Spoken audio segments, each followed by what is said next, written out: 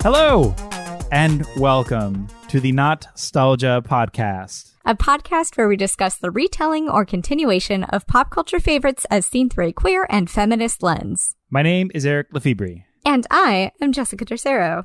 And this week we watched The Birdcage. Birdcage. We decided to get gay with this set of movies. Finally. So many movies are about white dudes and about dudes being mad, and it's so hard to find remakes that are like specifically centered around women or queer people because we haven't really been allowed to tell stories for a long time. So, but it was nice. I'm really excited because these are, despite all of their flaws, a fun set of movies, I think.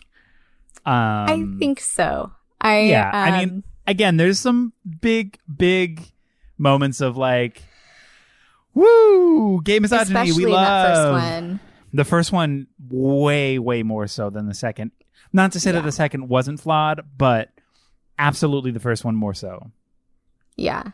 What I really enjoyed about these movies is the most nuanced characters in both of them were the couple that we center around. Renato and Albin. Renato and Albin.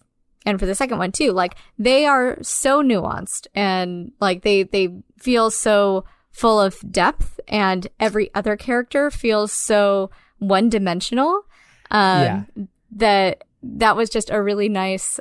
I don't like one-dimensional characters generally, but I loved that being like shifted, you know, so that way we got to see queer people as fully realized, complicated, flawed, beautiful, brilliant people, you know. I think my favorite thing is with these two movies, including the first one, which I had not seen, was the fact that, like, I mean, most movies, there is an assumed heteronormative setting. There's an assumed, like, it's straight unless otherwise proven, and oftentimes it's white unless otherwise proven, or it's male, like in all those ways.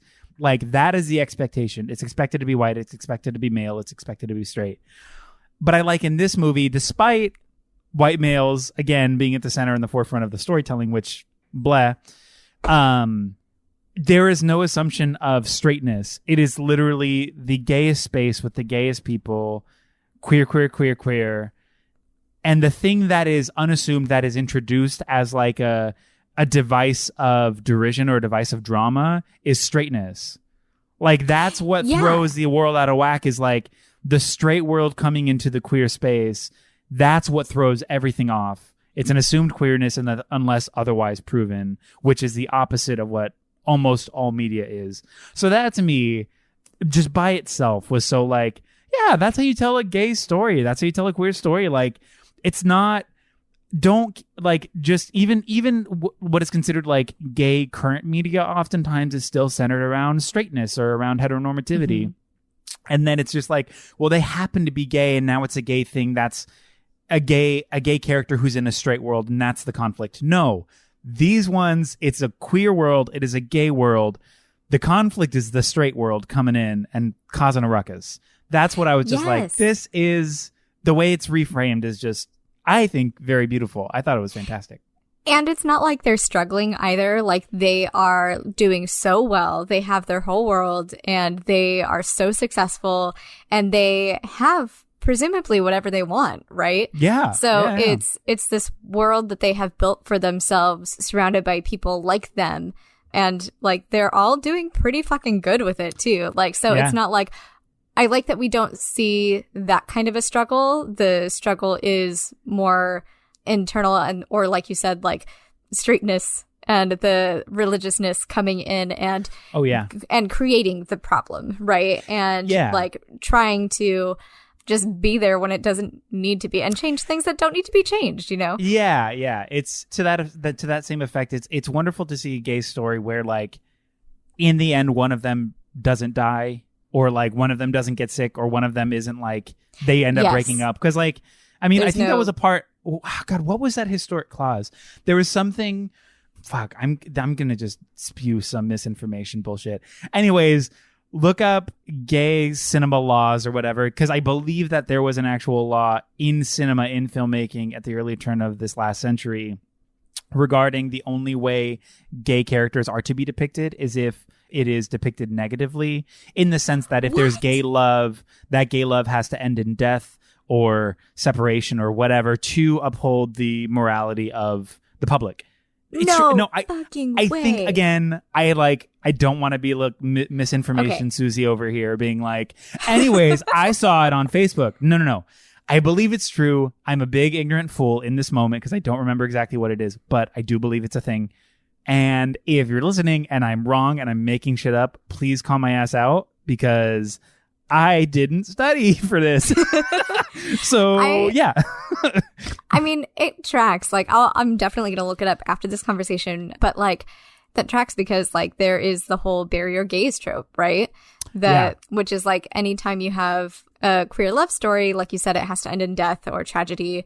And that's just so harmful. So, yeah, I'm going to look that up because that would be a systemic way that oppression occurs. Which would be great. You know, we love to see it. Let's call that shit up. Should we go into the first one? I think we should. Let's do it.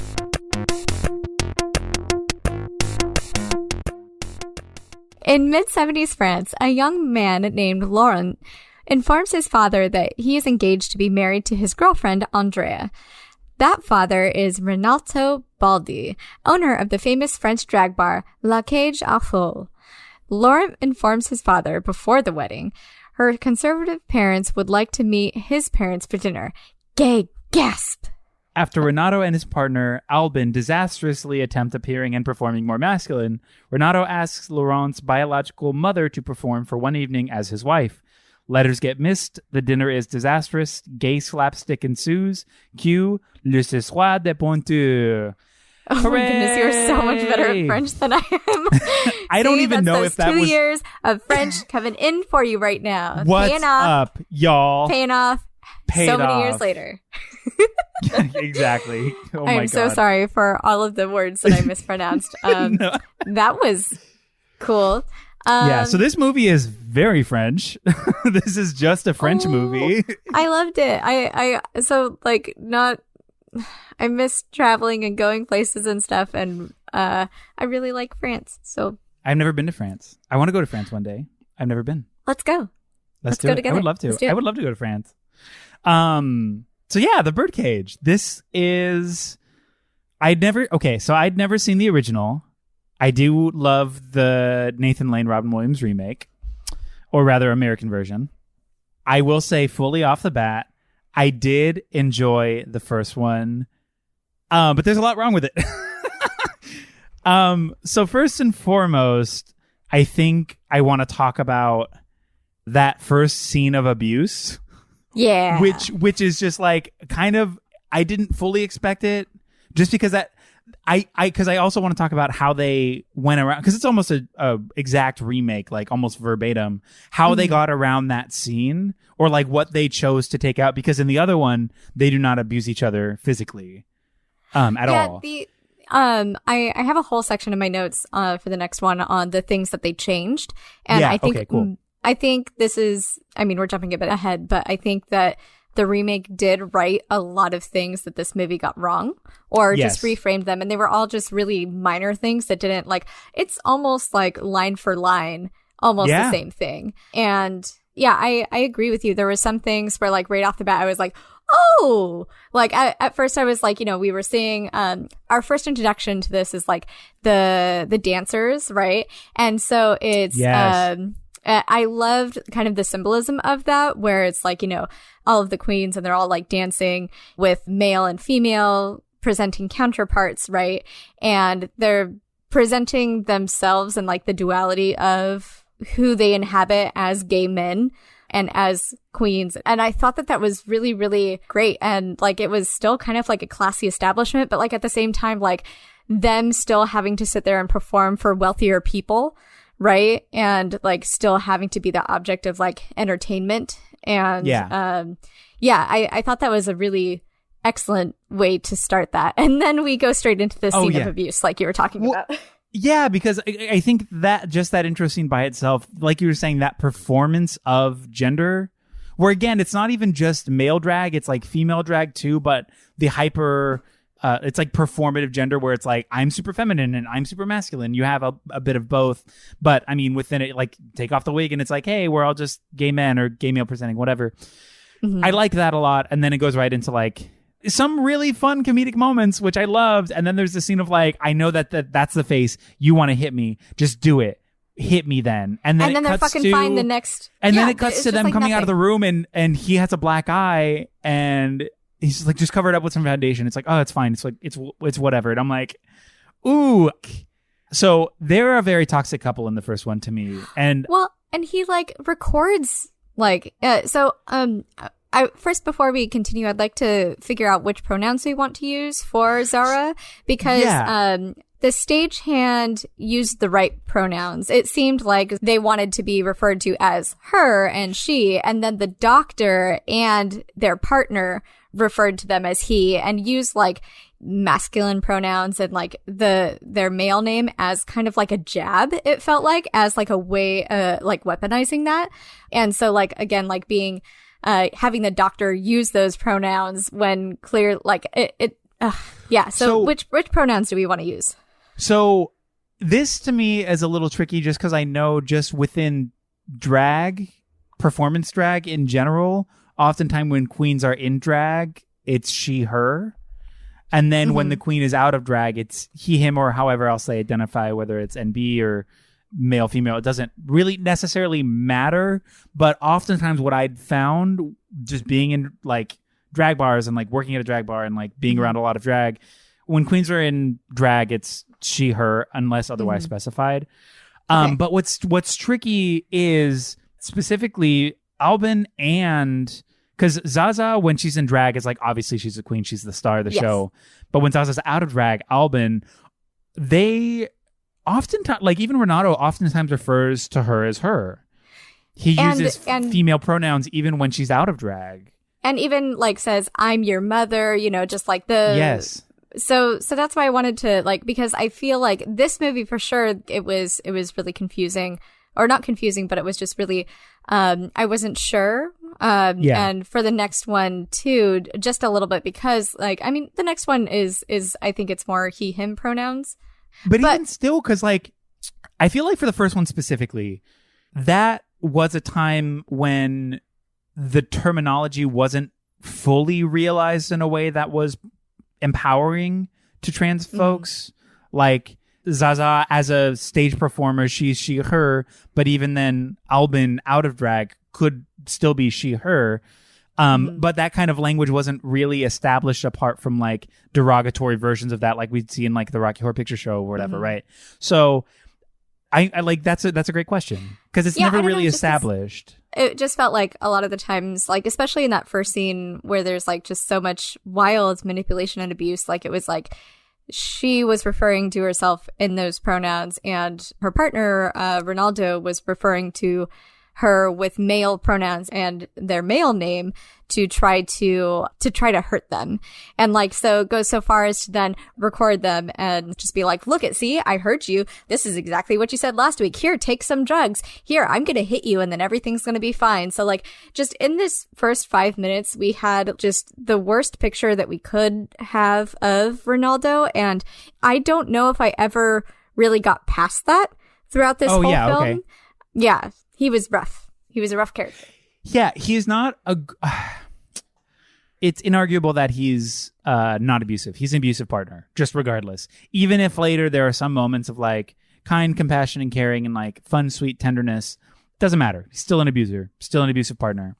Well, but those moments of kindness only come after Zara fucking runs out of the house.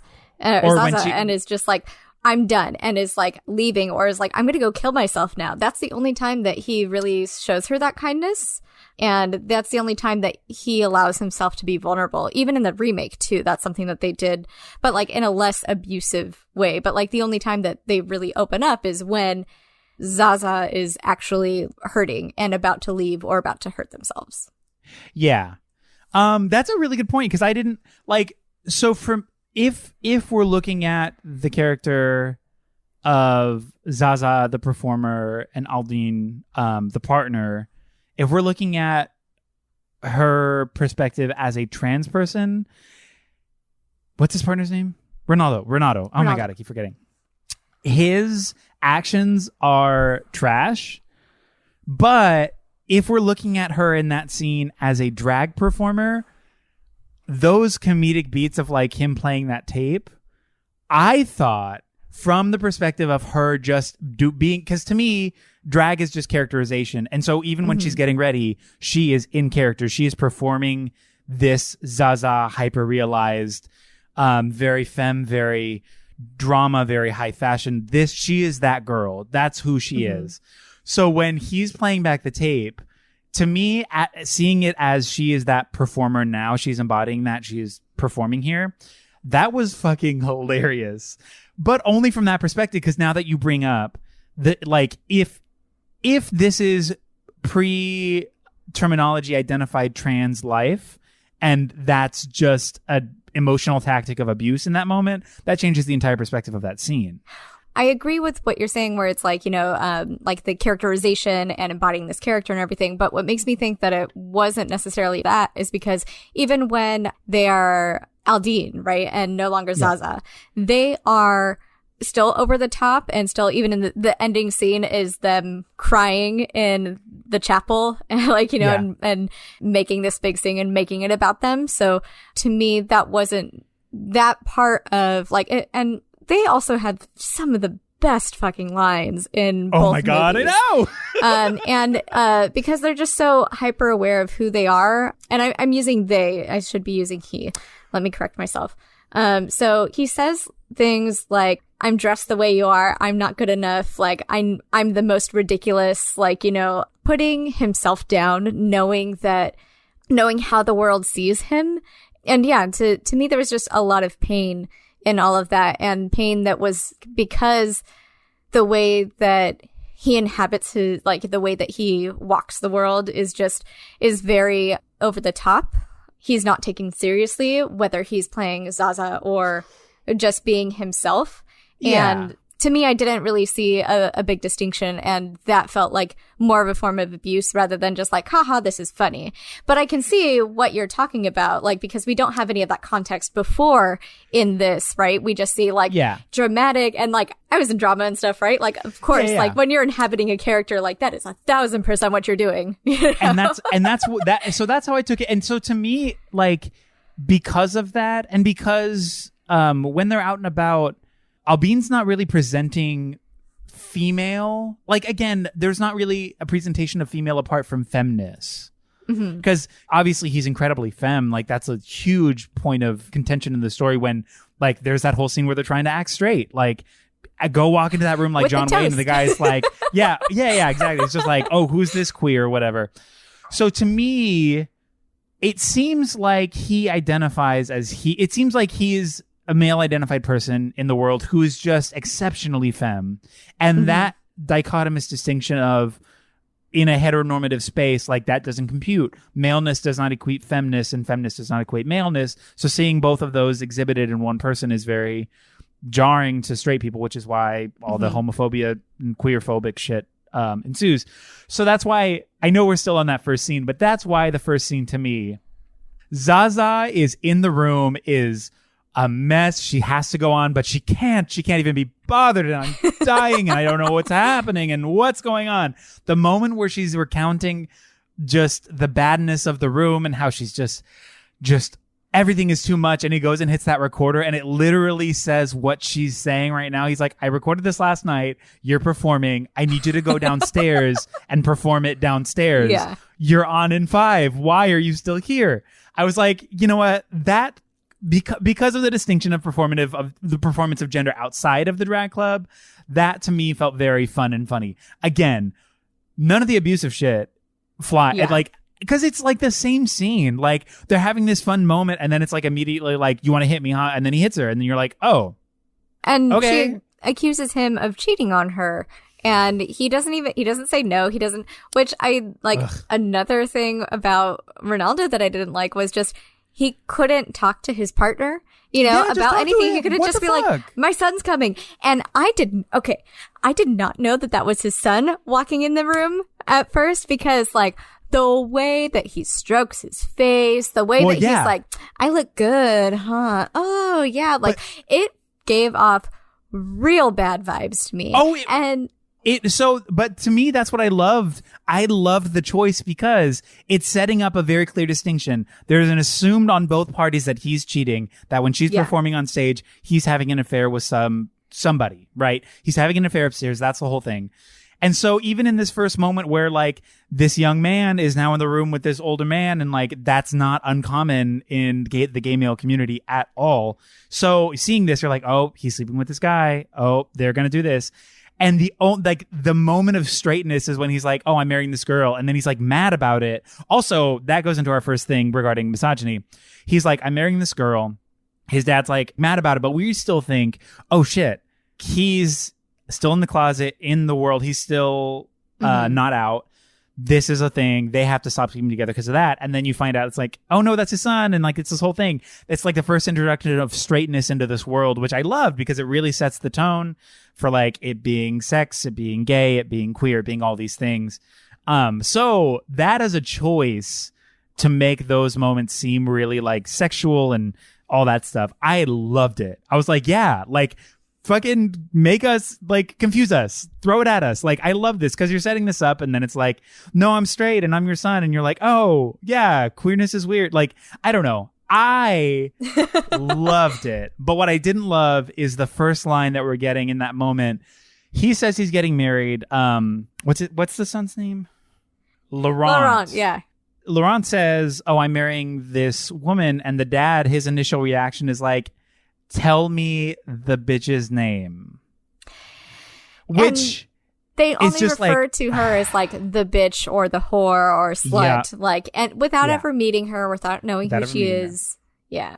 And so that's one of those things that I want to get into initially with gay male misogyny. So there's like, it is so incredibly rampant in the gay community. I see it. Because of the pandemic, I don't go out. But even in the last several years, I haven't really gone out much. But when I did, and when I would sort of contribute and be a part of the gay male community, say in the Castro or in San Francisco or at parties or whatever, gay men hate women. A lot of gay men just straight up hate women. It's so far, like, I feel like, here's my interpretation of what it is. I mean, apart from just the misogyny of existing as a male person in the patriarchal structure, a system that tells us to hate women, like, that tells everybody to hate women, even women to hate themselves. Like, that's the thing. But in like a gay male space, there is this like inherent part of that structure that tells the gay part of these men that's bad. And so they fight so hard against that. They're like, I'm so gay. That so far leaning in gayness just kind of manifests itself as misogyny with terms like gold star gay. Like, I'm so gay, I've never even touched a vagina. Like, you're so afraid of women that you're like labeling, you're like, oh, I've never been with a woman, so I'm a gold star or whatever. Or and this is an even better one because gay men hate women. Platinum gay, I believe, is when it was a C-section birth. So you weren't even born out of. Yeah, it's gross. It's tacky as fuck. It's like, it's so trash.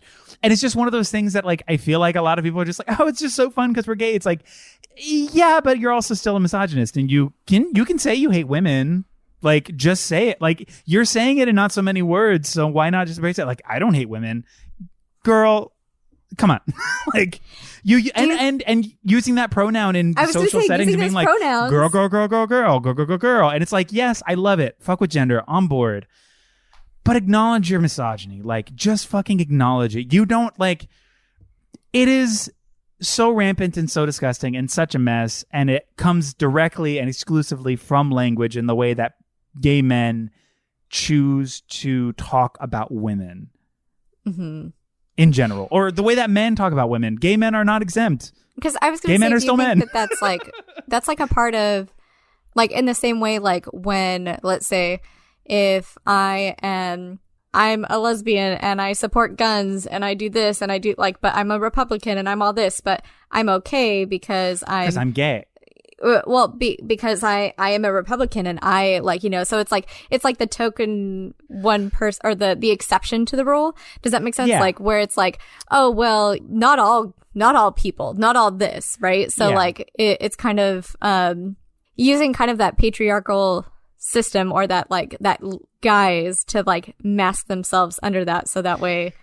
Yeah. It's not acknowledging the intersectionalism of existence in that way where it's like, well, I can't be this because I'm gay. Queerness does not exempt you from racism, from misogyny, from even homophobia. Your queerness does not exempt you from any of those things. There's an excellent podcast called Bad Gays, which if you want to know more about this, you should listen to that. It is excellent. It is very good. And it's super historical. Yeah, they take historical figures and talk about problematic gay figures from history, and it's excellent. Oh, yeah. Sorry.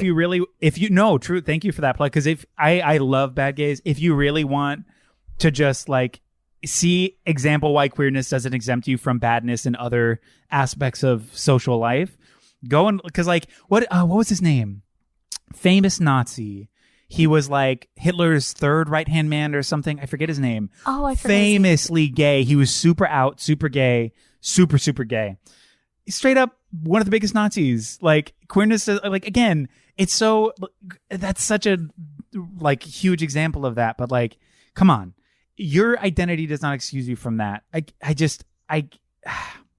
I'm so tired of people, Jess. I'm so tired of people. I'm so tired of like, and even now, especially too, with everything going on and how a lot of people have sort of woken up to the social justice movement as far as groups like Black Lives Matter and everything that we're seeing, a lot of gay men still cling to the notion that their queerness excuses them. I can't be racist. I'm gay. I can't be this. I'm gay. It's like, that is such a silly and just the most uncritical, unamusing, just absolutely abhorrent response. Like, I'm gay and I don't want to work. I'm gay and I don't want to do any of the work. I don't want to be better. I'm gay. Like, I don't want to feel bad. I'm gay, so I don't have to do the work. Like, fuck you. Fuck off. I mean, that's super topical now, especially with the subject of toxic masculinity and AOC calling out whatever the fuck that senator's name was that, like, called her a fucking bitch. Like, if you haven't gone on and watched her speech, you should.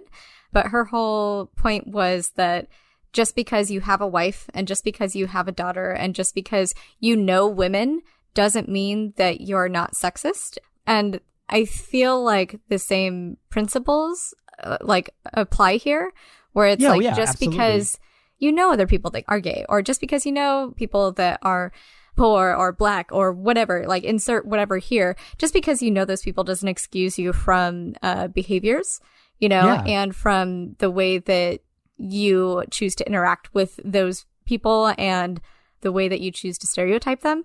So I'm very on board with what you're saying. Yeah. And this movie specifically, it's just like, you're just seeing that in such a rampant way. And like, to me, I love that we're seeing a certain level of wealth amongst these gays. But at the same time, I'm like, fuck these rich, shitty white gays. Like, I'm still like, good for them. And I'm happy we're seeing like a positive gay story. But at the same time, fuck them. I will say, since we are talking about racism, I want to bring up Jacob. Yep. Their housemaid. So 70s France, I mean, racism always exists, has existed, will exist. It is a part of culture, especially, it's part of culture, unfortunately. But in this movie, their gay maid, he's black. And he's the only black person in this movie. To me, I liked that at least instead of just making this obvious token black character in this film, who is very femme, very gay, like, love this.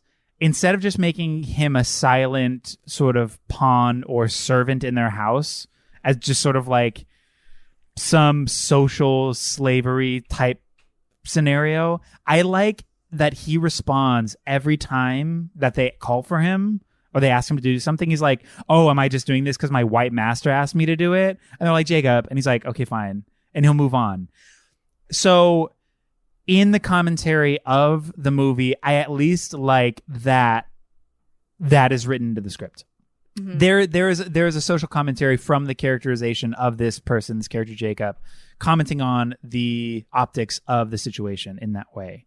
When I feel like, I mean, that's not to excuse anything else from the situation, but I at least liked that he brings it up every time they ask him to do something. He's like, am I just doing this because I'm black? And they're like, Jacob. And he's like, okay, fine, I'm doing it. Whatever. Like, get off my back.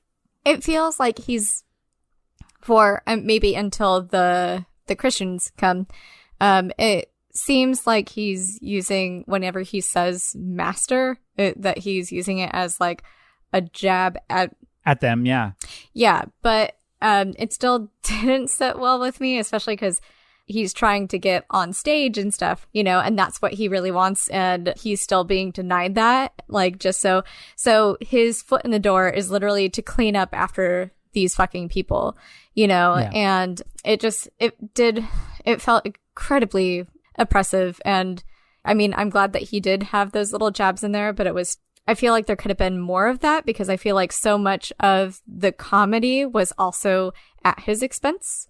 And especially when he's like, I can't wear shoes, and so he's like falling all over himself. And then they're like talking about him as like, the help, and like putting him down, and like putting him down as a way to elevate themselves in front of these people. So I don't know. I could have done without a lot of that.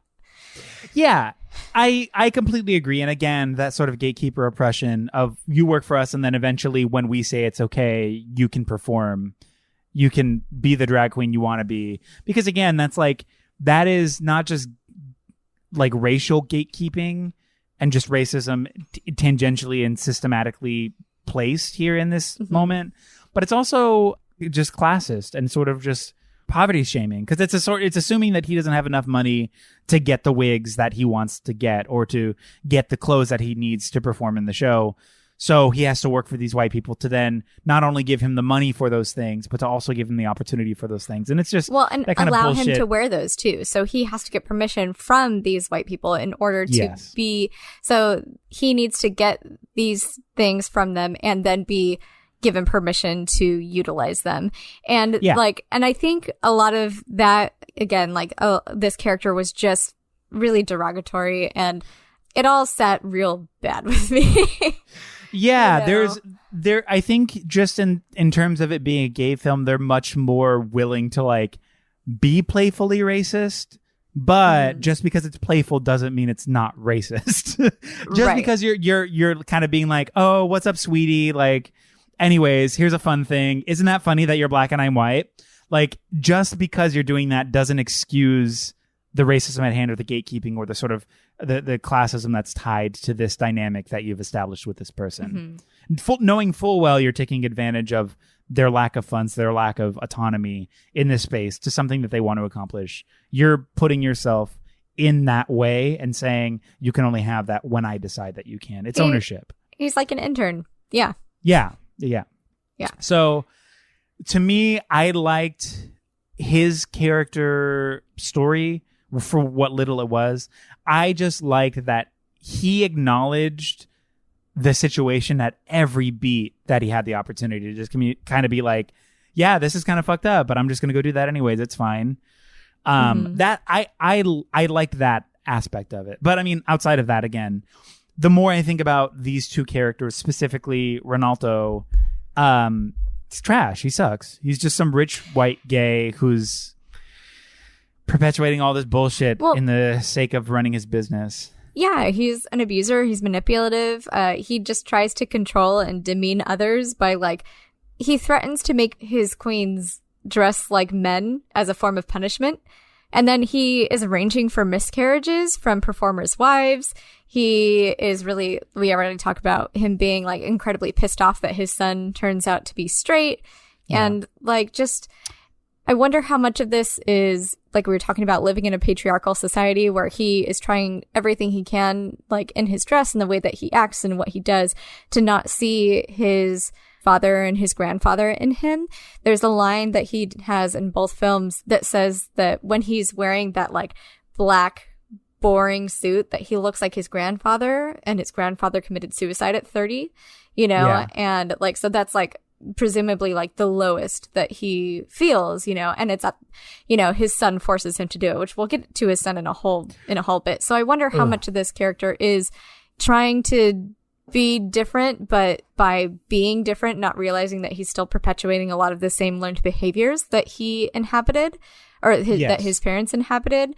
And then also like the audacity, like 80% of the club is owned by Zaza, right? Or what's his name? Alden.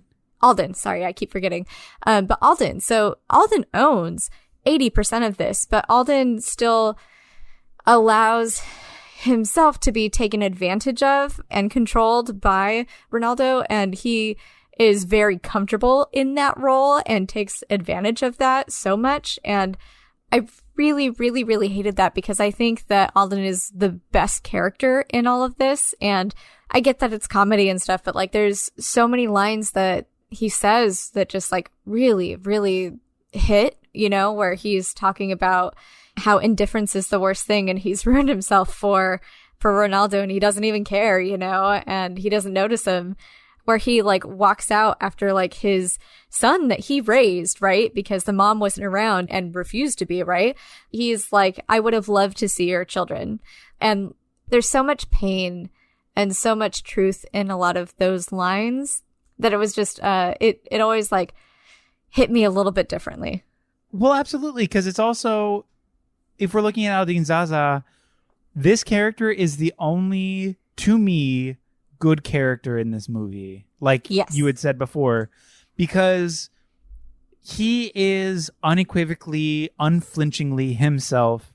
He is kind. He is always inclusive. He is always, I mean, apart from the dynamic and power structure, he is always, there is so nothing. Giving, so maternal, so sweet, so loving, so authentic in every possible way. And like, even the next morning after that first night, going shopping and going to the butcher and being like, good morning, and then being like, so hey, charming. How are you? And he's like, you know, just the sun's in town, so blah blah blah. And they're like, oh great, good to know. And he's like, I'm getting this cake. They're like, of course you are. He's like, I know, I love this cake. And they're like, I know you do. Like that whole, all of these beautiful moments in town, like with these presumably straight male people interacting with this incredibly femme person, like, it's just so wonderful to see that the warmth of character transcends any sort of homophobic act or homophobic perspective that could be presented by these characters who we're not seeing, because just they're such a good person. And like, and not to say that being good is the only way to not be abused via homophobia or queerphobia, obviously, but it's just so wonderful to see this character inhabit and bring joy in every space that they inhabit. Whereas Ronaldo is the opposite. For the most part, he brings pain in every aspect, because everything to him, especially being the manager of this place, is tied to capitalism. His relationship, he's inherently linked with growth and monetary income. He sees even his romantic partner, relationship. Yeah, he sees his partner as a cash cow. Mm-hmm. In order for me to make money tonight, you have to go down and perform. They came to see you make money. I need to be rich. You need to go downstairs right now. And even though all the wealth is his, right? Yeah, 100%. So it is hard to watch. I think the story is well written, because those moments, like you were saying, that hit a little harder. I mean, they feel incredibly intentional to be like, this joyous, kind person is being like, look, I'm saying this with a big smile, or I'm saying this in a funny way. You fucked me up. I'm fucked. Like, this is bad. I don't like this. And like, even when Laurent is trying to tell them, like, you need to change, and he's too femme to be here, he's not a believable straight person. They're trying to get him to go away without telling him. And even those small moments, however performative and however dramatic they were, it wasn't without warrant, and it wasn't without impact, because it was so clear. Like, that sucks. Like, I can't be here. I can't be myself. I am not acceptable to the person who you want to marry. I'm unacceptable to them and that side of the family. Like, I cannot exist in your... It's essentially saying, I cannot exist in your life from this moment forward as me. Like, I cannot exist fully to you anymore. And it's just so heartbreaking to see that, because his partner is just like, yeah, I'm siding with my son. You need to go. You need to change, or you need to be different. So it's heartbreaking and it's a rough story. But like, to me, that's sort of growing up queer. So as like a queer person, I'm also identifying in this way where I'm like seeing these small moments of like feminist and maskness and sort of like gender fluidity of performative, like performing gender in these ways that are not unexpected, but like anti-heteronormative. I'm seeing such beautiful moments of anguish, but also comedy melded together in this way that feels very like, I'm just like, yeah, like when, oh my God. And we'll get to it later, but when he comes out in the suit, the walk he does to like sit down and like tries to cross his legs, but then like doesn't cross. It's like not knowing what to do with your hands and not knowing what to do with your legs. Like, oh, if that isn't the fucking most identifiable thing. Like, I remember being in middle school and high school, like, look at your fingers, like whatever way you look at your fingers. If you look like this, you're gay. If you do this, you're not. So trying to remember these rules in my head of like, if somebody ever asks you to look at your fingernails, make sure to do it this way and not this way, because then you'll be gay and they'll know you're gay. So don't do that. Or like sitting down in a chair, always ankle on the knee, never crossing it over. Don't do the feminine like thing, do the masculine like thing. So it's all these things. So like watching that as a part of the story in this, it was just so like, it's just so real. And that character is so real. Because as somebody who generally passes as obviously like a cis male presenting person, I pass in every aspect. So gender for me is not really, gender dysphoria or gender identity has never been something I've struggled with, or it's something that's never connected. I have never dealt with that, but feminist is something that I've dealt with, just being femme or existing male, but presenting femme, like just the mix of that. So like that queer struggle in this movie, to me, I was just like, that's so great. I don't know what tangent I went on right now, but what were we talking about? We were talking about we were talking about how it was a little bit tough for me to watch. And I 100% hear everything that you're saying. I grew up around a lot of queer people, and a lot of like my mom's friends were queer. And so I think that's why, like, I recognize that in what you're saying, and where it's like, yeah, this is 1,000% what you have to think of, you know, and I've had a lot of friends, through high school and stuff kind of like share those types of experiences and like while they're trying to figure themselves out and everything. And I think that maybe it's hitting me just a little bit differently because of like, I still thought it was fun and great and, you know, like both of these films, but like, just because maybe like the severity of the times that we live in right now, you know, and like so much injustice is being called out, and rightfully so. And I'm just, like you were saying earlier, I'm so tired of people, and I'm so tired of people not getting it and not treating people like human beings. Yeah. So like seeing their son just be the fucking worst person in the whole wide world, being like, I know that you raised me, and like I fucking hate that character because he's just really one-dimensional, which is great, fine. But, like, he has no growth. His whole, like, the whole time, he doesn't even say anything to Alden other than just, like, whoops, sorry, you gotta go. He says that, like, basically once to him.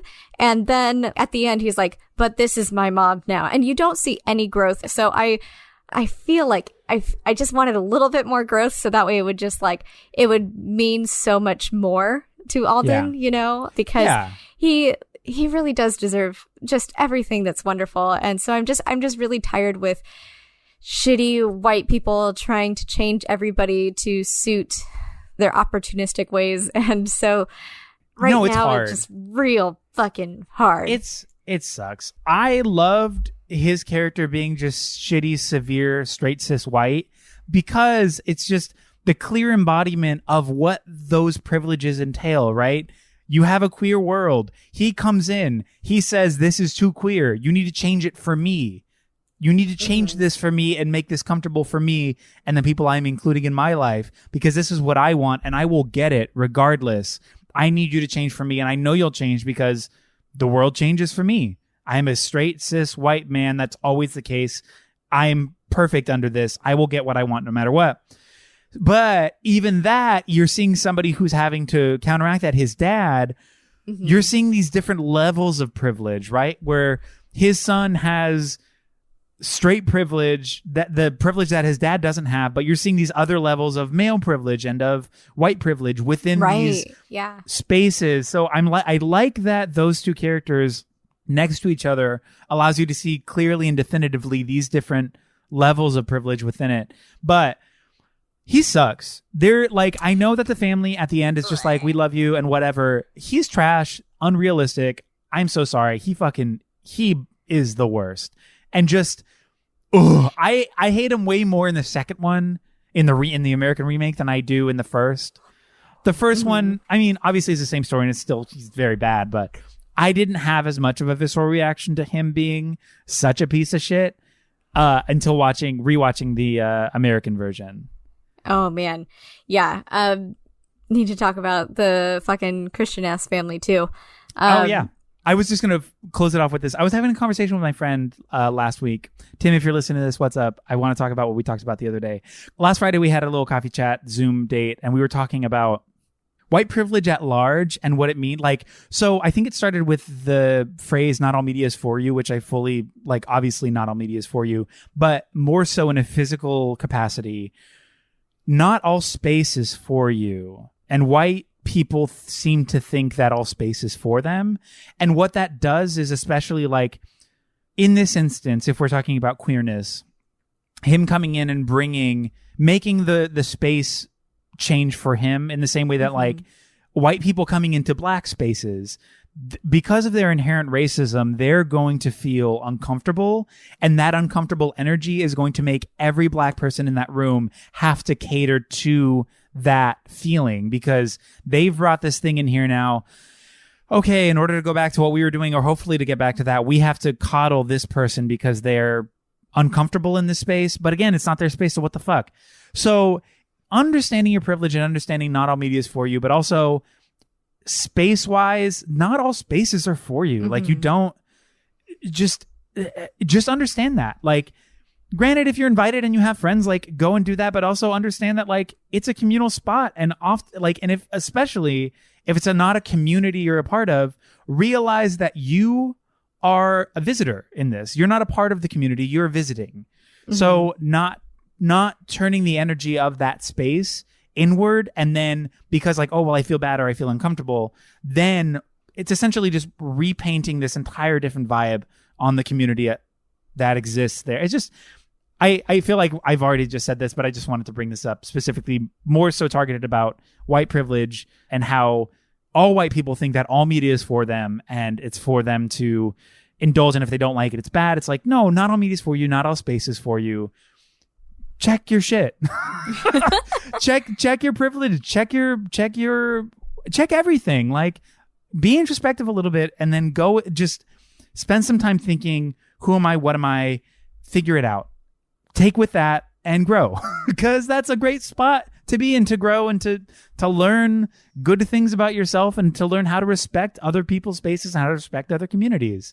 It's like seeing at the protests, white people just overtaking and wanting to like shout and have their voices be heard. Like, shut the fuck up. Like, no, this isn't about you. This isn't about whiteness. This is about blackness and celebrating that. Have some black voices talk. Like, get off the microphone. What are you doing?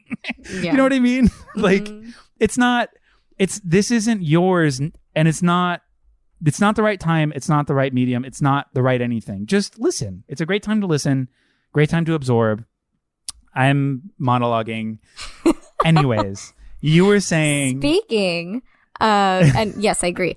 I do want to talk about the family just before we move on to the next one. Speaking of another type of masculinity, right? Another type of privilege, and now inserting religious beliefs. The whole, like, Andrea's family is literally, like, they are suppressing themselves into misery and trying to control everybody else. And there's this whole thing where, like, they are on the committee of moral blah, blah, blah, right?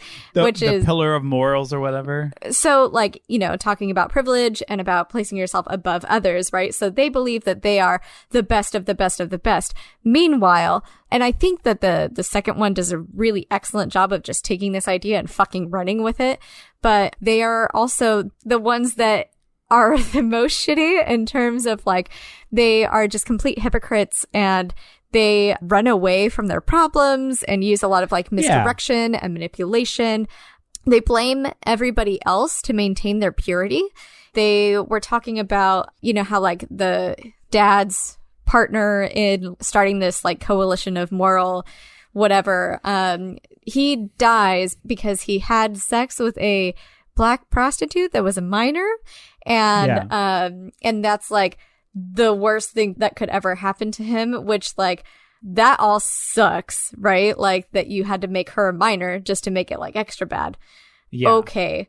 And then he's like, oh, well, we don't have anything to do with it. Or like, I'm gonna pull this out. And mom's idea is like, well, instead of addressing it, we're going to have a wedding instead. We're going to focus on this wedding and it's going to be so Christian and it's going to be so like a white wedding. It's going to be like so good. And meanwhile, like he's the worst person and he's eating like chocolate out of the trash, like trying to hide from his wife and stuff like that.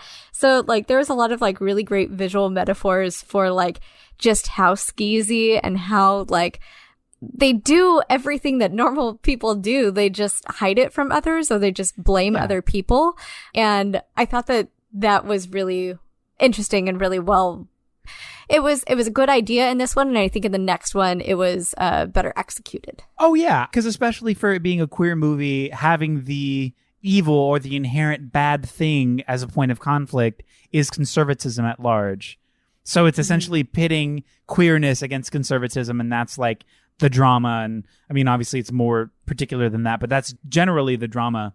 It's a reverberation of how conservatism is inherently bad. And like it's this oftentimes religious conservatism that masquerades as this sort of high plane plateau of perfection, of idyllic responsibility and performance or whatever. And how that is not good. I mean, oftentimes it's just sweeping conversations under the rug because you don't want to have them. It's not addressing the actual evils of social misgivings and social injustices of the world because it doesn't affect you and you don't want to talk about it. We pray, we go to church, we're straight, we're rich. Like we're not affected by those people, those other, like it's an unwillingness and uncompassionate form of American individualism that and again, this is a French movie, but individualism at large that is just reverberated over and over again as a way to, I don't know, I guess like perpetuate individualism. It's a way to make them like seem better than everybody else. It's another way that they try to like elevate themselves. It's also a way I feel like to alleviate and appease any guilt or wrongdoing. Oh, because instead of looking inward and trying to figure out within yourself, why am I feeling this racist thing? Or why am I feeling this homophobic thing? Or why am I feeling this way? I'm not going to look at it. I'm going to pray and we're all good. Yeah. Like the give it to God sort of thing. Yeah. Yeah. It's a guy's, I mean, straight up, it's just a guy's for evil. It really is. Well, and like even just for like there's this line that I think is really subtle, but it like really sums up his character. So they only have one daughter, right? Just the one girl. And at the dinner, dad is like spewing a bunch of his bullshit, right? Where he's just like, hard to find good help these days. We've gone through so many people and blah, blah, blah. And your house is great because it's God and all this other stuff, right? There's this line where he talks about wanting people to have more children and how people need to do that because like, it's like their moral thing, but like people need to have more kids, blah, blah, blah. Meanwhile, he only has one, Yeah. And like, so it's the whole do as I say, not as I do type of thing that a lot of people that like to force their religious ideology on others tend to do that. And that's just a way of passing more judgment and of trying to elevate yourself without ever having to look at yourself, without ever having to like the unexamined life thing, right? That we always talk about, where you pass judgment on everybody else, but you're actually doing the same things, if not worse. And so I that was a line that really kind of stuck out to me.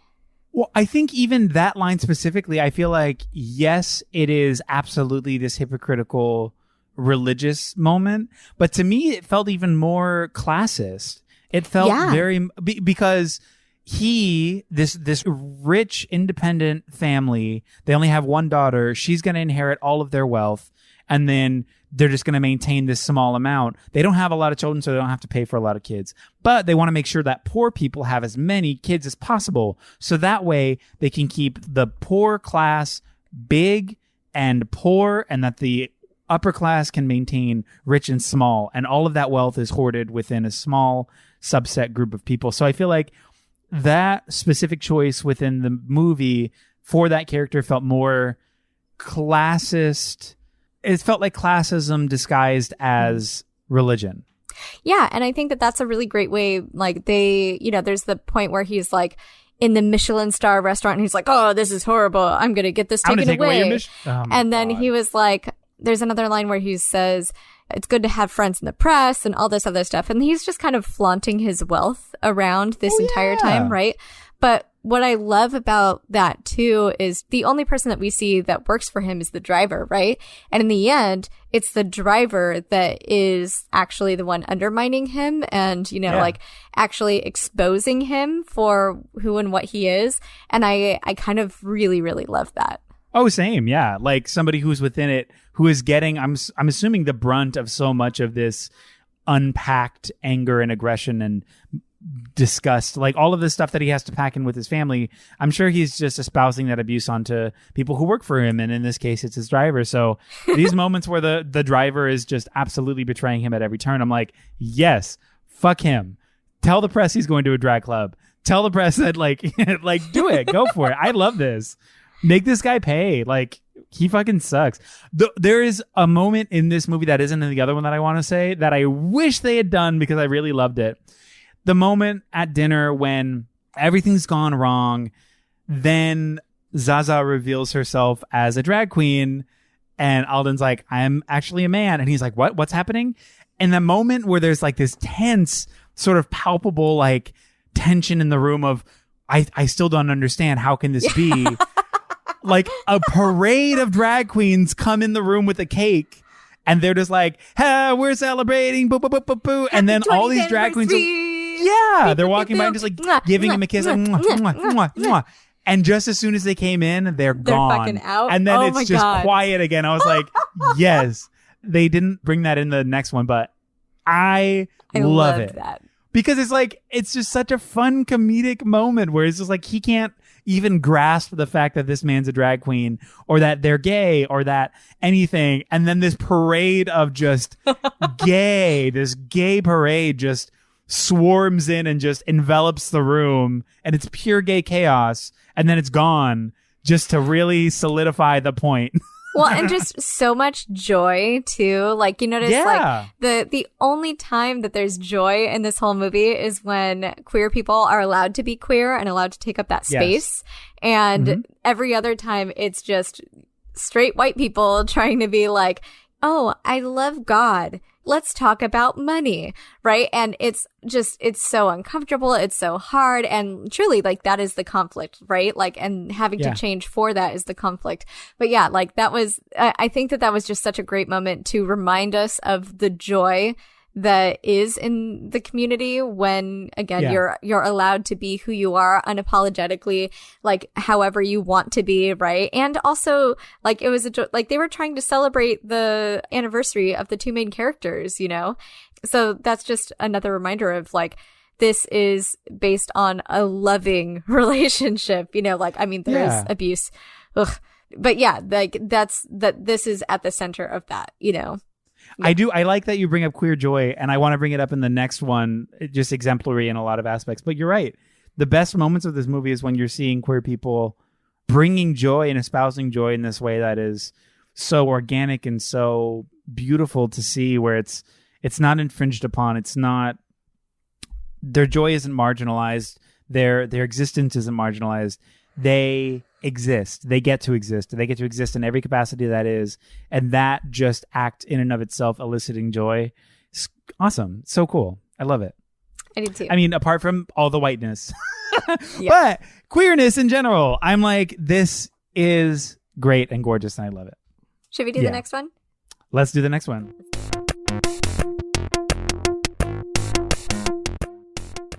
In mid-90s South Beach, a young man named Val informs his father that he is engaged to be married to his girlfriend, Barbara. That father is Armand Goldman, owner of the famous drag bar, the Birdcage. Val informs his father that, before the wedding, her conservative parents would like to meet for dinner.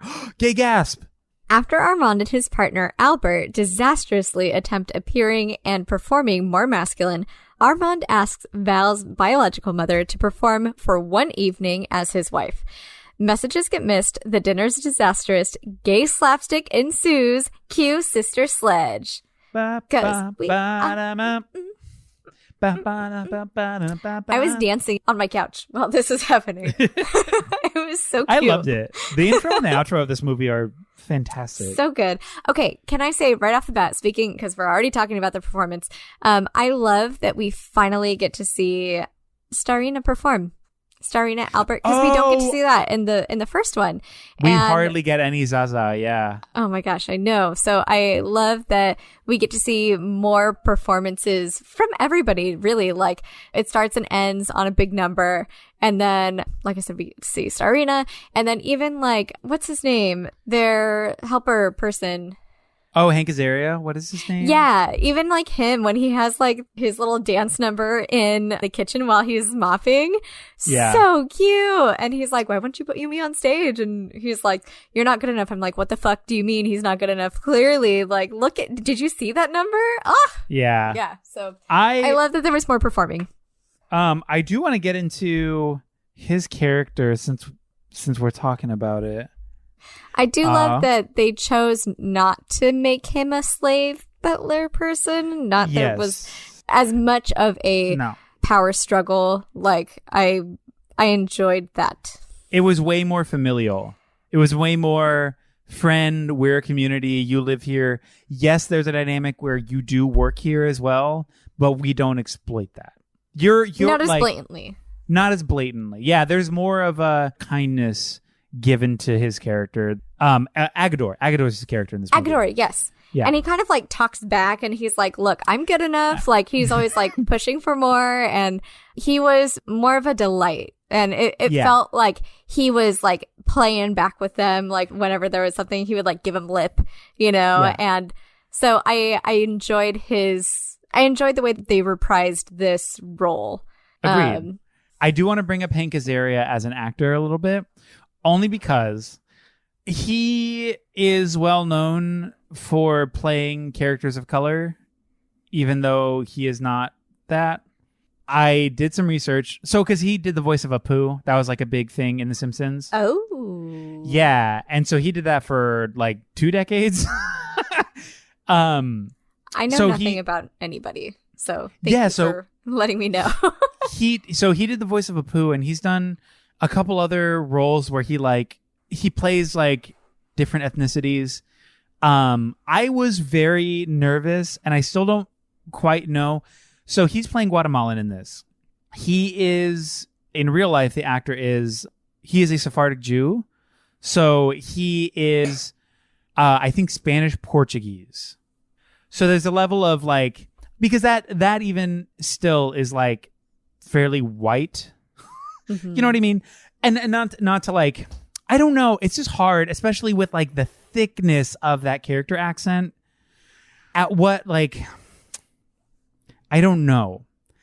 I don't think it's bad, but I think it might be bad. I thought before I watched it, I was like, his character is who I'm going to have the hardest time discussing, because I love his character, but at the same time, if this is just some white person with this thick Guatemalan accent, also straight, doing this super gay character, I'm like, this could be messy.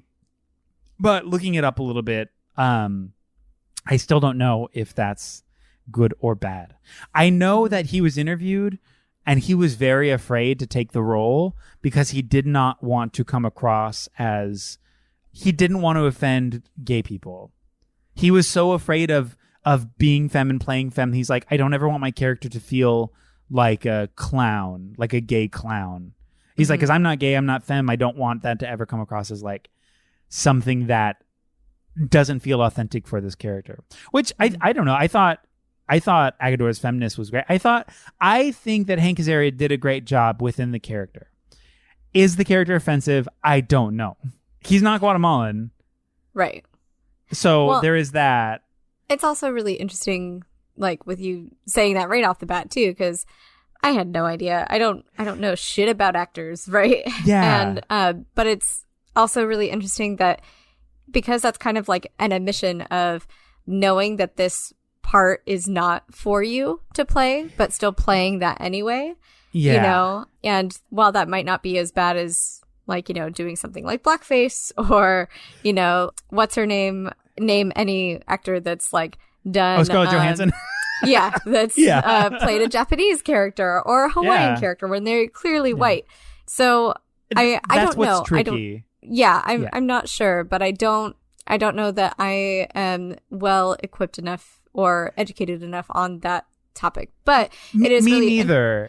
It's interesting that he acknowledged that this is not his role to play and his fear in getting that wrong.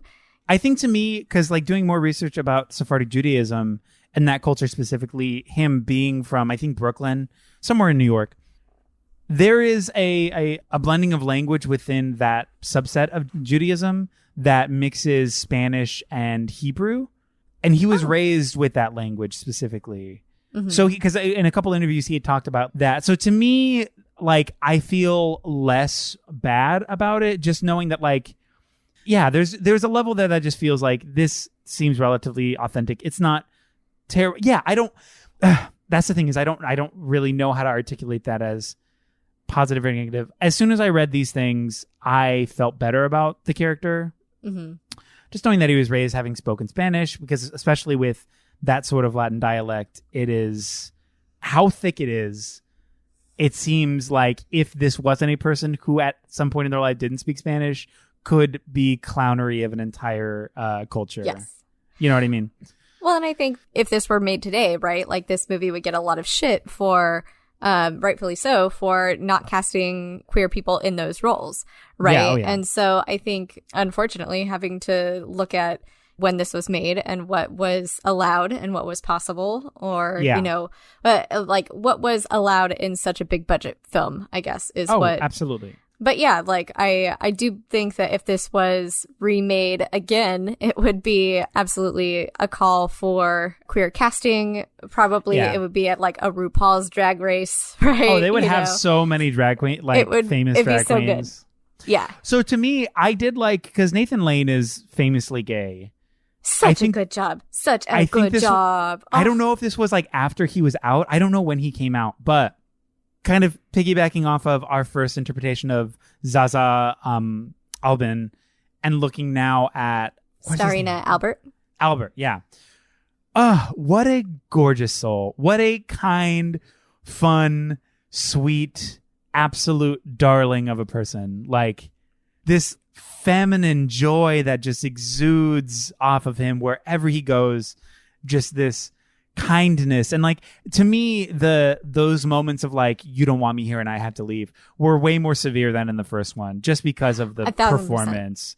It was like the hardest to watch at certain points, because like he was done so dirty in so many moments throughout this movie of just like, man, Val is a piece of shit. Ugh. And then Armand is also a piece of shit. Okay, so I'm going to bounce around. Sorry. I like that. I know you have a list of things that they left out or changed. One of those being the abuse, or the physical abuse rather, because there is emotional abuse in this relationship. The physical abuse of the just hitting. I like that they took that out completely in that first scene, but they immediately follow it up with something sinister in the same way, where Agador says something about like, oh, if you don't let me perform, I'm going to tell your husband that you're having an affair as he's asking him to put out the champagne. And Armand's response to that is, I have 2 words for you, green card. And then like walks away. So because that's disgusting and toxic, but I like that they took out the physical abuse and replaced it with something that was also sinister and trash to establish that like he's not great. Like, because that's what these scenes are establishing, that like, yes, there's some goodness there, but overall, especially in this moment, he's not good. And before we know that like he's not having an affair, he's having his son over and they're going to have this talk. There is an insidious level of like, I need you to go so I can cheat on you. I need you to go so I can have this affair. And Nathan Lane is just like having this whole breakdown. It's all this stuff. They're establishing him as a bad person. And I like that they took the abuse out is what I'm getting at. I feel like I keep running around the same thing that I'm saying. Jesus, somebody take the microphone away from me. No, I completely agree with you. I think it felt like with this retelling, and it felt truly like a retelling, right? They took the basis of the story and a good amount of the dialogue and just changed some of the small details to where it was elevating the characters and elevating the story rather than downplaying it or watering it down or anything like that. It felt like this was absolutely a more intentional remake than what we normally see, right? Yeah. And it didn't just feel like the American version of this, right? Like, I think the only thing that they didn't elevate was the furniture inside. I like the furniture of the first one way more. Yeah. Like the butt, like, anyways. But in this one, it still felt very good. Like we talked about, they changed the dynamic between the butler person, right? Who's like kind of not a butler, but just kind of like is chilling and like working and whatever. We actually get to see performances. The kids aren't asking for permission to get married. They're just telling their parents that they're getting married. Yeah. There was fucking hella more butts all over the place. There were so many butts. There were so many butts. Oh my, y'all, I didn't realize there were so many thong bikinis and a million butts. Oh my God. I loved all of the men, all of the women, and I was just fucking here for it. Well, also just like, to me, I will fully say, again, it's like supposed to be big air quotes, sexy South Beach, Florida. I mean, obviously, I wish there was more diversity as far as body, as far as what we're like seeing as sexy. For sure. Because again, we're just reiterating like thin and tanned, but not people of color because, again, racism, we're scared of them. Ugh, so boring. But yeah, a lot of whiteness, a lot of thinness, muscularness. Not to say I did not appreciate the butts because 100% appreciate a lot of them. Great butts. And Hank Azaria, who I think is very handsome, him by the pool in that pink thong, just like dancing as he's cleaning. I was like, yes, I love this. Oh, this is so silly and fun and gay, and he's very cute. So I'm very on board. Yeah, ton of butt.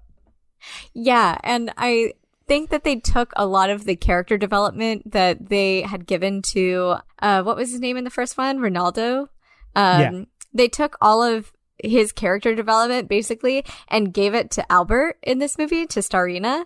And I was so here for that. Like the other one, I had like half a page of notes on Ronaldo, but in this one, I have like 3 lines. And for Starina, I just like all of that was transferred over. And I think, the performances in this were just so good and so, oh my gosh, so much more nuanced. Like I really loved watching Hale and Williams like go through and kind of trying to help each other be more masculine rather than only putting it on Albert, like, or Albert's character, right? Yeah. I love that that was a journey yes. they went through together. And they didn't just show the breakfast scene, right? They showed like, you know, they were on the beach trying to walk and trying to be like, trying to talk about like the dolphins or whatever, you know? And I think that added so much of a level to both Robin Williams' character and the relationship between them, because it really, you felt like Albert wasn't in this alone.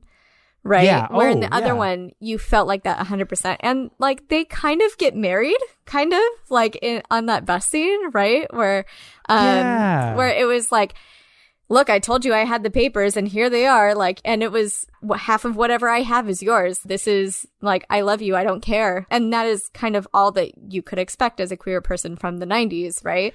But it was just so, their relationship was so much deeper. Yeah, there was actual genuine love there. And although Armand was messy and emotionally manipulative at times, there was genuine love there in a way that there wasn't in the previous one. Like, it felt so, like, I love that you brought up the fact that it wasn't the onus of the negative being femme was not put on the one character. They were trying to reconfigure their own femness together. Like, when they're talking about sports and he's like, oh my God, I wrote it down because I thought it was very cute. Nathan Lane's like, oh yeah, I feel the same way or whatever. And then he stops and he's like, was that the right response? And then Robin Williams is like, I don't know. Like, yeah, I'm actually not sure. Maybe like this just moment of true, like, honest, just friendship. Apart from their romantic relationship, there is an obvious friendship there, a caring, a concern, a kindness. And I like that even in that scene specifically, what they didn't do. So in the first one, when they're trying to do like the act more mask, act more butch, whatever, he gets hit because his partner is called a queer in this restaurant. And so he goes to stand up for him. He's like, did you call my boyfriend queer or my friend queer? Whatever. That they took that completely out of this. What instigates the fight in this one is right after that, Nathan Lane accidentally falls into some random guy who's sitting there. And he's like, oh my God, I'm so sorry. And the guy's like, it's fine. No problem. And then Robin Williams jumps in because he's trying to perform masculinity. And he's like, actually, it's not fine. It's your fault. And the guy's like, what are you talking about?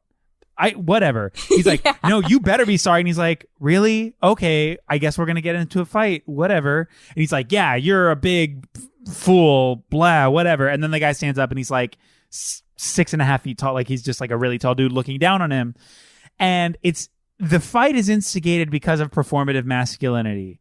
It's not instigated by queerness and homophobia or queerphobia in any capacity. And I like that they're reframing the negative instead of being like the negative of being the queer thing. The bad thing is performative masculinity and like masculinity at large in this way. And that intention in that small scene, I was like, that's great. That's so good. Because really that's what it is. And if we're going to go to Val, that's all. It's like all performance-based shame to try to adhere to this heteronormative world. He grew up in a queer space. He grew up in a queer world. I mean, those are his parents. Those are his dads. Like, that's who they've always been to him, you know? Like, even though he's not, what is Nathan Lane's name? Oh my God. Albert. Oh my God. AAA. Come on, y'all. I know. Jeez. I know. It's so hard to keep these names so. It really is. Even though Val is not Albert's biological son, he's always been his son. Always. Mm-hmm. Always. And so that's what makes it even worse is that they establish that very, very clearly. I mean, even that first night when he comes up from the show and it's like in that clown thing, it's just like, I knew you were sleeping with somebody else. He's like, it's Val. He's like, what? He's like, yeah, Val's here. It's like, why did you tell me? He's like, surprise. And then he goes into the room and like picks up his clothes. Like, he's home. Like, I'm going to do some laundry. Such a loving mother. Like he just such a loving grabs it. And then he brings out like the like baby book and just like, yeah, Albert loves Val more than anybody in this entire film, which makes it so much more tragic what happened. Which also just makes Val an even bigger piece of shit. Like, as if he wasn't already bad. It just amplifies his badness to the next level in that way. Because like, he's coming in and has to change everything. Has to change everything queer about it. Val fucking sucks. Yeah. Can we also talk about how he is just a rapist? Oh, yeah. Because how his girlfriend is... Okay, so there's a line when Barbie, God, they named her Barbie, is telling Daddy Dearest that, like, she's going to get married. And he's like, but you're not even 18 yet. And she's like, well, I've been sleeping with this 20-year-old for a year. So they've been fucking since she was 16. And he was 20. She's not even 18. And he's gonna marry her now. This is okay. This is what... So that was something that, for as much intent as so much else of this film had. I'm not sure why that's a thing, because then later on there's a continuity error where they say that she's 18. Yes, I thought that too. So it's very strange, but yeah, for I'm not sure if she that's have a them birthday trying we're to, not seeing? I'm not sure if this is them trying to like show another side of toxic masculinity, right, through Val, or if that was just bad writing. But like that seems like just such a bad way to go about that. Yeah. I mean, I would hope that a movie, I mean, I'm not going to give it the full benefit of the doubt of like it being incredibly intentional, but they did not paint Val well. He is not a likable character in this world. He is only enabled by his father in all of these ways, and they sort of reflect each other's badness in that way that only residual or I guess inherited masculinity or inherited like that can only show in like this familial place despite sexuality in that way. But I don't know why they did that. I don't know why she's under it. I don't know why that like that immediately is like, this is bad. No. Absolutely the fuck not. Why is Val trying to have sex with this 16-year-old and he's 20? What's also, the deal? Why is Dad, who is, again, the moral president of morality or whatever, why is he okay with his daughter being underage, fucking some dude? He seems fine with that. And that is, like, all glossed over when, like, and that's just another side of his character, I think. And maybe that's why they tried to make her underage, because it's like sex before marriage and sex when you're a teenager is bad, right? Like that's a thing that they used to tell us in church. And then it's like, he's not even acknowledging that because he's so hypocritical and because he refuses to pass judgment on anything in his immediate life, right? Yeah. So that's the only reason why I could think that they would make that decision. Yeah, I guess I never thought about that. That I think that's probably why. Yeah, just like making this glaring incongruity a part of the character in order to amplify the hypocrisy of the parents, because already we're establishing them as like villainous and bad in their religious conservatism. Yeah, you know what? I think that's why they did it. But still, fuck the parents and fuck Val. Val is bad, and him going into the queer space and just being like, this needs to all change. I need you to change this. I need you to do this. And like, it just, oh my God. And not even having the audacity to even like talk to this person that just loves him so much face to face, but make Daddy do that. Like, what is it about Val that makes him identify and want his birth father's love, but like discredit the person that loves and cares about him the most in this entire story? But that's the glaring individualism that exists here. Like, despite the love, despite the community, despite the family that he has, no matter what he wants, and what he wants is her, and what comes with her are her parents. So he's going to do whatever he needs to, despite what that means for his family, to make sure he gets what he wants. And that's just that stark American individualist mindset where I'm going to get it no matter what. And not even just American individualism, yes to that, but also to male privilege, to white privilege, to cis privilege within this space. Like, I'm going to just do whatever I want and get whatever I want no matter what, because I've always been given that thing. Like, and so this is what I wanted to get back to as far as queer joy. So even in this moment when they've agreed to some extent. Well, they haven't agreed. They're actually trying to keep it from Albert. They're redecorating the house. They're taking all this stuff to try to make it seem less gay or less queer.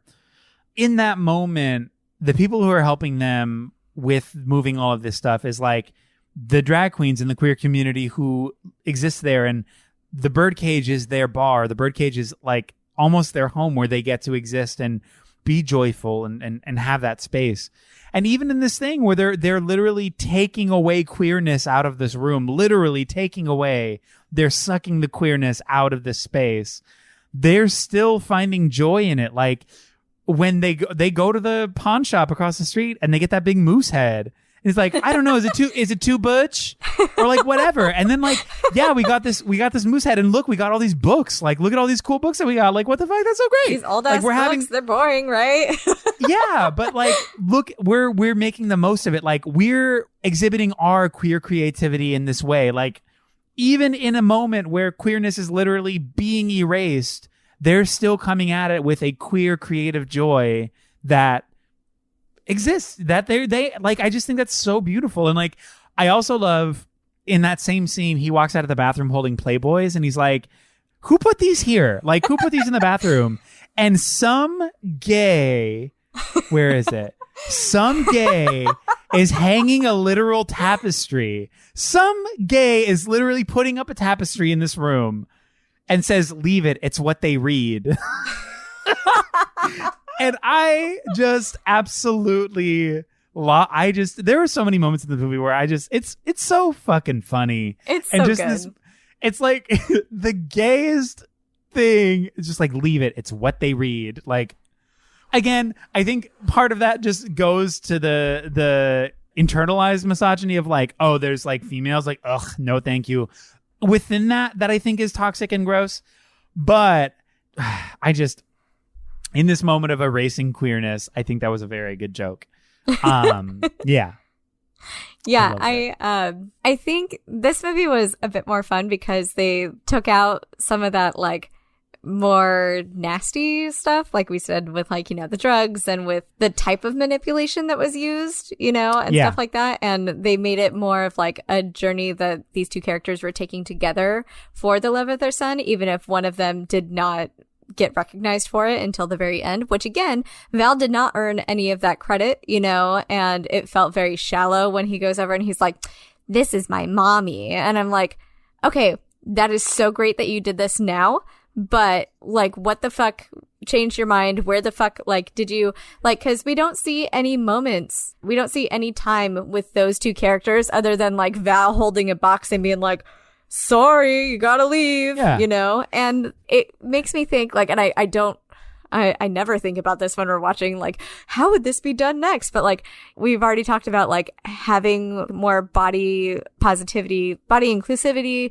being more inclusive with, like, the cast, and also, like, maybe making that stick a little bit harder, maybe, like, developing that relationship a little bit more, and giving less time to the rich Christian guy, you know? Yeah. Because we don't, like, so much of his dialogue was, like, so dumb, and it was like, oh, Rush Limbaugh, the best one in the world, you know? Like, they're, like, I feel like we did not need half of his dialogue because it was showing us the same things about the same character, right? Yeah. And give Val and Albert 5 minutes. Let them do their thing. Let them talk. It also, it just doesn't make sense. You're totally right. Like him being like, this is my mother at the end. It's just like, where is that coming from? When did you get that? And where did it come from? Because you were literally raised by these people. You grew up in this queer house, in this queer community with queer people. Why are you so stringent on hiding that? Why are you so pursuant of this erasure? And then after you're like, you know what? No, she's my mom. I'm better now. It's like, that does not make sense at all. Like, it doesn't make sense. Yeah, I hated him. And I hated everybody but Robin Williams and Albert. Yeah. I mean, I loved Agador too. Oh, Agador, okay, yeah, Agador. All the queens too. Like, all the queens, yeah. Everybody that was straight, I didn't like. And I mean, right? That's kind of the point, right? Like we were talking about with the last one, where it's like, queer people being allowed to be queer and have their joy and just fully exist to the fullest extent, have this amazing, incredible joy. And then, you know, when straightness comes in and tries to tell them how to be and how to act and what they should do, you know, it inserts like a sense of uncertainty within themselves and how they are and how they present themselves to the world, and makes them question literally like we were talking about, like the scene where Albert walks out in the suit and he sits down and he's just trying to figure out what to do with his hands. And what this movie did too is it hung on those moments and really like let you lean into those in a more fulfilling way, I think, than the first one.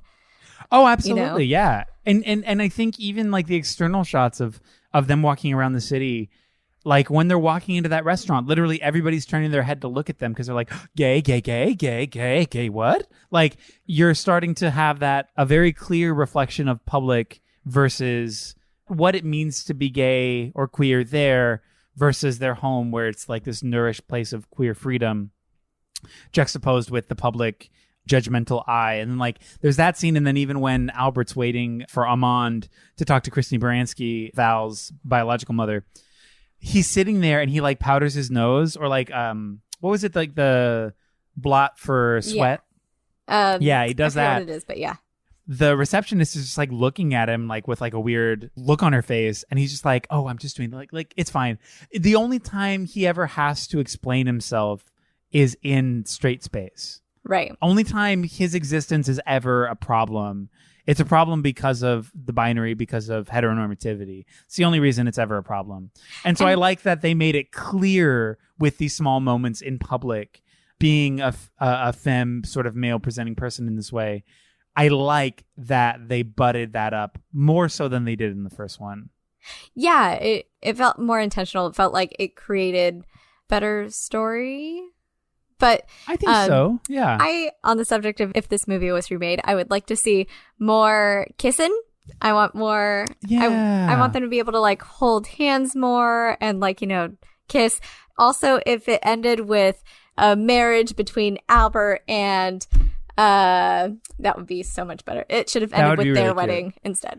See, sorry. I absolutely agree. I think like if this were to be remade too, I would also love more trans-led narrative. Yeah. Because especially with like it being a drag bar, like there should be a more trans-inclusive narrative that has to do specifically with like budding drag culture and its tie to trans identity and trans existence, and how, I mean, even some of the nomenclature, some of the verbiage wasn't even there for trans people. And like, it just, because it's drag specific, I wish there was more of a conversation about drag as an art, but also trans identity and trans folks and what that means. But also like even if one of the drag performers was also trans, so there's the performative aspect of the identity, but there's also the living aspect of trans identity in the real world in that way. Like, I would love more of that conversation. And in my head, I keep thinking of like, what if they got Peppermint to perform? Because she'd be great, like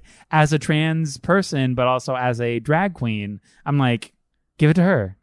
That would be so great. And also just like make it less white. Like it's just like 100%.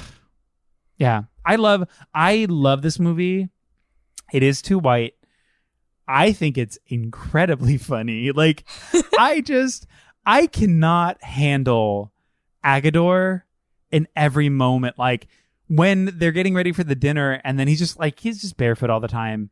Val's just like, aren't you going to put on some shoes? He's like, no, his shoes make me fall down. And he's like, well, you need to put on shoes. He's like, okay. And then the next time we see him, he's like duck walking down the stairs in like shoes that are like 5 times too big and just slips and falls. And then immediately stands up to answer the door.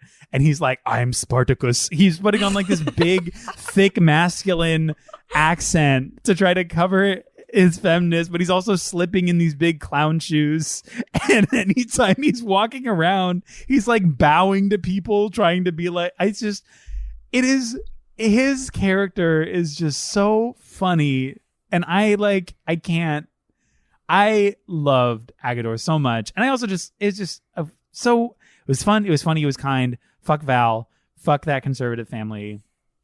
I just like the whole idea that the way to get him out is he has to confront his gender and his conservative religion or his religious conservatism by being put up in drag to escape the press. Absolutely.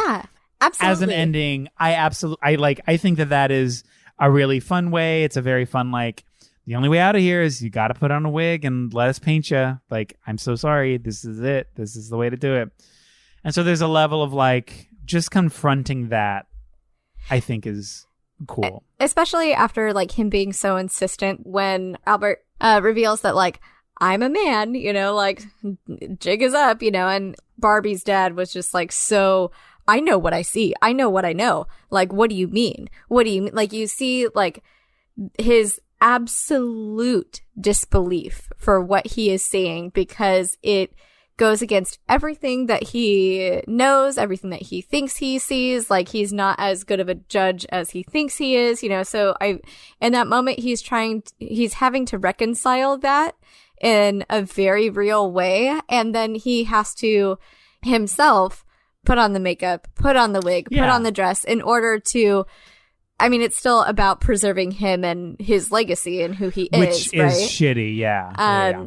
So, like, not really acknowledging that too. Like, I feel like if this was remade, having a little bit of falling action or something that reconciles with that. But, like, yeah, he sucked. And the mom sucked. Both moms sucked. So, like, his wife was like, oh, we don't socialize with him, right? Like, because they decided to kill off the partner the same way. And she was like, we're in different social circles, so it's fine. Like, having to preserve yourself as a white Christian person by deflecting and by dodging and all of that was so much more prevalent. And then can we real quick talk about, like, the mom in both of these movies?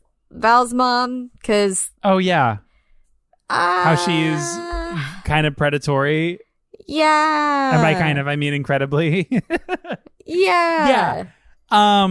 Yes. So I liked the portrayal only because it elicits the discussion of predatory behavior is not gender specific. Yeah. Which I appreciate completely. But she's bad. She's just a bad person. In both of these. And she was paid off to not be in Val's life.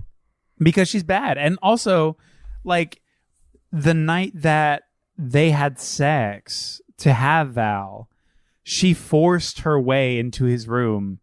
You know what I mean? It was just so manipulative and so toxic in that way. And then we're seeing this moment where she's like, let me play with your chest hair. Like, oh my God, you're so masculine. Look at that chest hair. He's like, hey, can you stop? Like, yeah, I know, but haha, that's so funny. Will you help me? And she's like, oh yeah, let me help myself. Yeah. Right. And then poor like Albert having to walk in and see that, you know, like that sucked so bad. But yeah, I agree that showing that predatory sexual behavior is non-gender specific, that was really good for portraying that.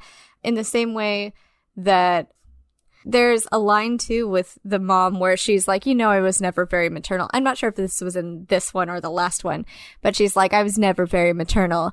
And William's character says, I am, you know, like also like breaking those gender norms, right? Where, you know, the man is supposed to be like, oh, whatever. And the woman's supposed to. So I love that they broke that down. And even though this is kind of a throwaway character, right, that there was nuance and purpose in that. And I mean, to even further the conversation of like gender performance generally in this movie, going back to the moment when you were talking about how Barbara's dad is in complete disbelief because this person who he was really enjoying is a man and not a woman.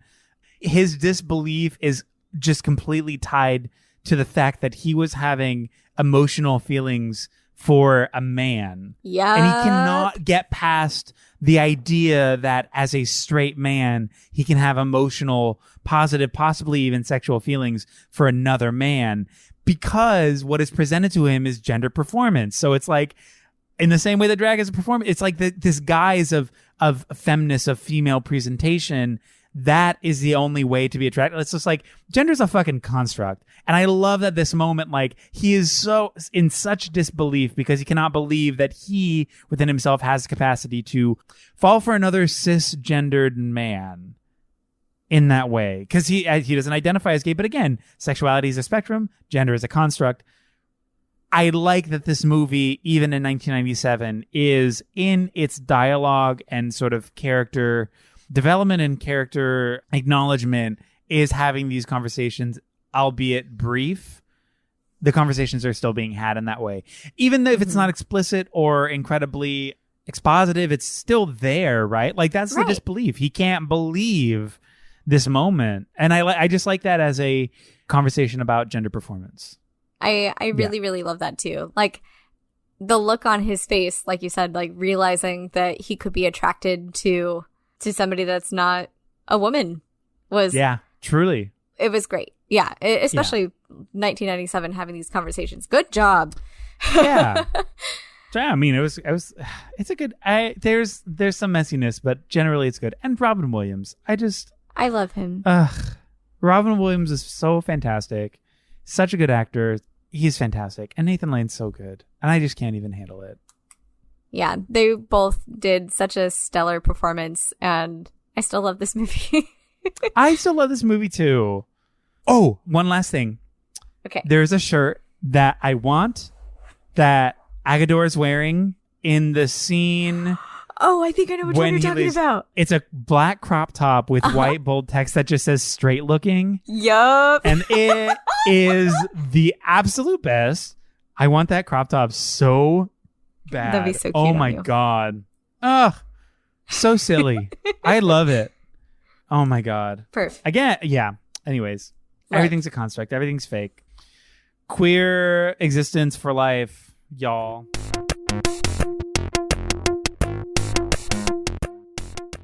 All right.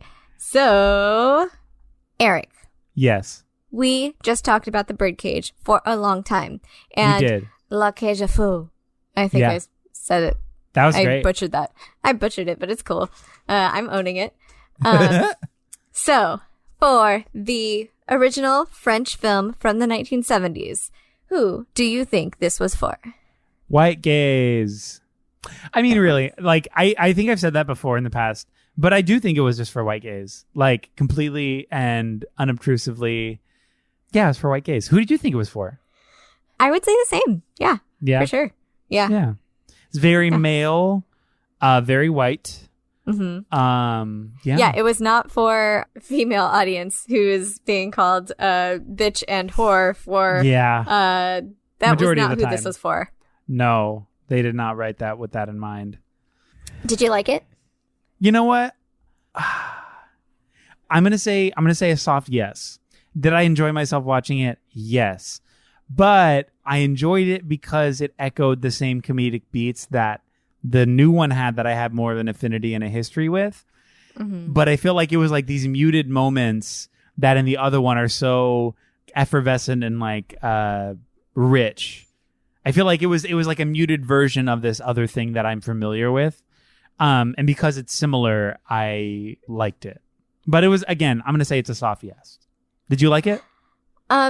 Not to like copy off of you, I'm looking off your test right now, but like I'm gonna say the same because like I remember watching this film or the original years and years and years ago and really, really loving it because it was Robin Williams, because it was funny, it was sweet, especially like in the 90s as like a kid, it felt like more progressive and like, yeah, absolutely. Why are you gonna be a jerk, you know? Yeah. But yeah, because it echoed that same thing and I had a greater appreciation for it after like knowing some of those beats and knowing some of those lines that were taken directly from it, you know, I did enjoy it. Yeah. Cool. Yeah. Yeah, I feel like we're on the same page there. Yeah. What about the 1997 version? Do you think this was new, interesting, or the same, progressive, regressive? Yeah, give it to me. Yeah, I think it was progressive, but also the same. Because I feel like they did a great job with the relationship, taking out the physical abusive aspect. I was like, I feel like that really just repaints the character himself, but also what the relationship looks like in a way that, like, for the story that's being told, it doesn't set the tone well. And it's also not like, if he's just abusive, like, I don't care. None of the impactful emotional stuff is going to land for me if I know that he beats his husband. Like, I can't. I fuck him. Like, fuck him completely. I'm not on board with that. So I'm happy they changed that. And some of the other things I was on board with generally. I mean, I think story-wise, it's almost beat for beat the same. Just they didn't change a whole lot with the story. Yeah, so I think it was progressive, but also very similar because it stuck with a lot of the same text.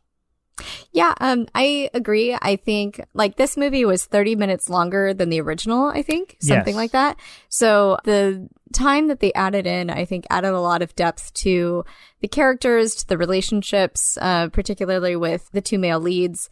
I really loved that. I loved that the parts that they decided to change, which seem like such small things, just completely changed the story. Like you were saying, they're no longer an abusive husband, that sort of thing. I really, really liked that. This movie, which is entirely rare for American remakes of movies, it told the original story almost the exact same way, but better, I think. Yeah. And that's something that America is not known for when doing remakes, right? Look at Let the Right One In and Let Me In, which was like, oh, God.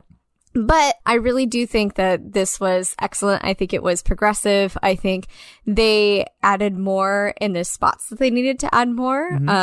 There are points where it could be better, or, it could be a little bit more beefy between some of the characters, but we've already discussed that. But yeah, ultimately, I think it was interesting.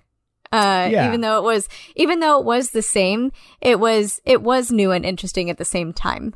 I agree. Yeah, I feel the same way. Yeah, it took the same story and made it better by almost doing the exact same thing. Like they just told a better story.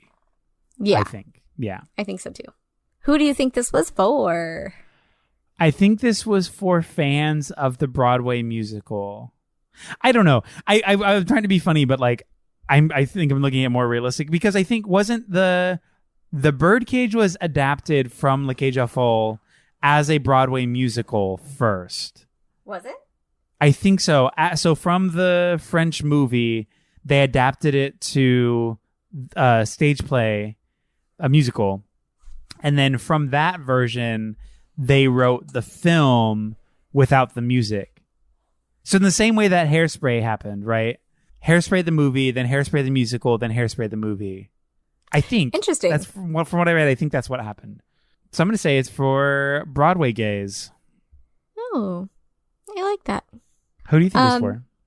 I think that it's so hard. I don't know, because of the cast, because of who was in it. Like, Robin Williams, especially like the 1990s, was just like such like a profound actor in like a lot of spaces for children and things, So like, I don't know, because like I feel like even as a kid, like watching this, I would champion him and his cause no matter what, because he was Alan Parrish, because he was Mrs. Doubtfire. He was always he was Peter Pan, he was all of these characters that were for me, He brought joy. I totally, I agree with that.